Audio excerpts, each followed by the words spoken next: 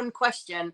And we'll start with you, actually, Mark. And we're asking for Manchester United, for the club, under which manager since Sir Alex have they made the most improvement?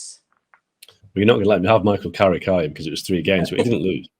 I think that it's a tough one because Erik ten Hag right now is struggling, and I think you look back at all the managers since Sir Alex Ferguson, none have had a particularly great legacy. But I'm going to say Jose Mourinho, because under Jose, certainly that first 18 months, they looked like a team that was going not somewhere, but they were actually making improvements. They won 2 trophies in Jose's first season. Then they brought in Lukaku, and for that first 6 months of the second season, they looked like they could really challenge. And I think they finished second that year.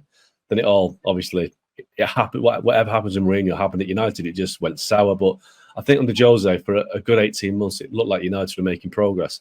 There was no progress under David Moyes. Louis van Gaal's football was so boring that the players wanted to leave.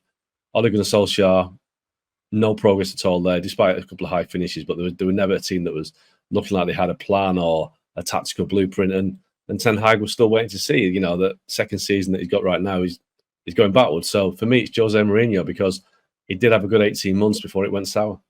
What do you think, Janis? Yeah, I mean, it's hard to push because, look, I think of Manchester United as a team that exists for one reason and one reason only, and that is to win the biggest trophies. And Jose Mourinho has won at least a couple of trophies. And as you've mentioned, whatever you think of that season, they came up close, right? I mean, they were second in the league as well. So we haven't seen that since. Ten Hag is going to be funny because I think he's making progress in some ways. I've had him sacked at the end of the season, I think, last show anyway.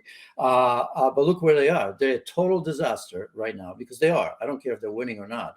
I mean, they look second best in just about every game.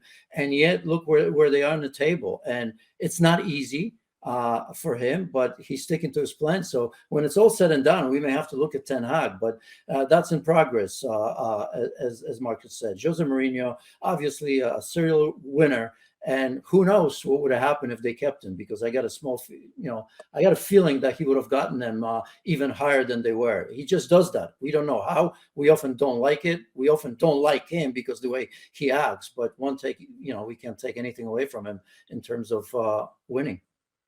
All right, so let's just talk with you then, Mark, about what the latest chat is. What's the news going around at the moment in Manchester after those back-to-back Premier League wins for United? What's the latest with the Ten Hag situation? Well, I mean, Ten Hag isn't under any danger right now. I mean, like Janis says, you look at where they are in the league table, they're not that far off the pace, but you look at performances and they've been, I can't think of a single game this season where United have dominated a game or won comfortably. You know, they just put one past Luton.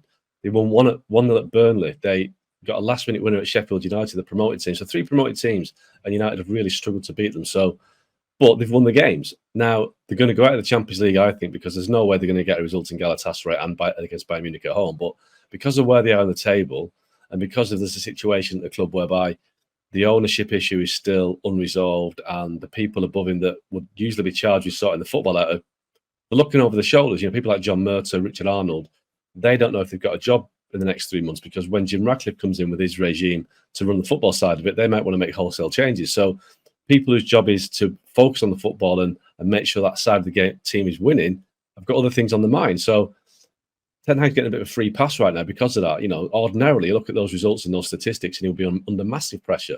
But even the fans, you know, the fans in Manchester, I find the majority are backing Ten Hag. And I think he's third on the list right now that when then the finger of blame has been pointed, it's directly at the Glazers.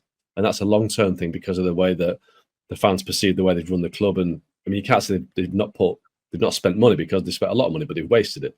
And the second on the list of the fans is the players. There's so many players at United that have underperformed repeatedly over the season. You've got people like Anthony Martial, who's had 5 coaches going back to 2015. You've had Victor Lindelof, who's been there forever.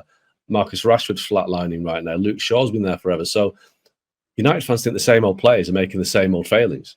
And that's why they believe that Ten Hag is getting a bit of a tough draw, because the same players who've let so many managers down are now letting him down.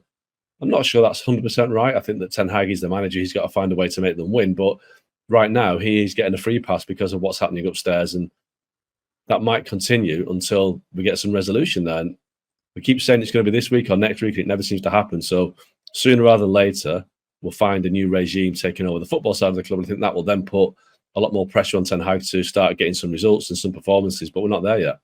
Look, Well, the funny part about it is, and that goes for everybody, but in particular for Manchester United too. Look, the season starts right now. International football will be over, which we know that it could be a benefit because you're going to find your rhythm. But also these breaks sometimes help you, sometimes hurt you, right? You can recover players. In the case of Ten Hag, it's a good week because he doesn't have to deal with yet another disappointment, say if they lost the last game, right? So all of a sudden, just a little bit better. Now you get back to things. Look, Rasmus Højlund is going to start scoring goals. I mean, you can see what he's doing in Europe. He's going to do it. He hasn't done it yet. Imagine if he scores just 1 or 2 or 3 or 4 goals. Rashford, same thing. We like to focus on these players and what's happening. Is he good enough? Should they sell him? How much should they sell Rashford? You know that there are 3 or 4 games that are coming up that Rashford is going to score 5 goals. It's just going to happen because he does have quality.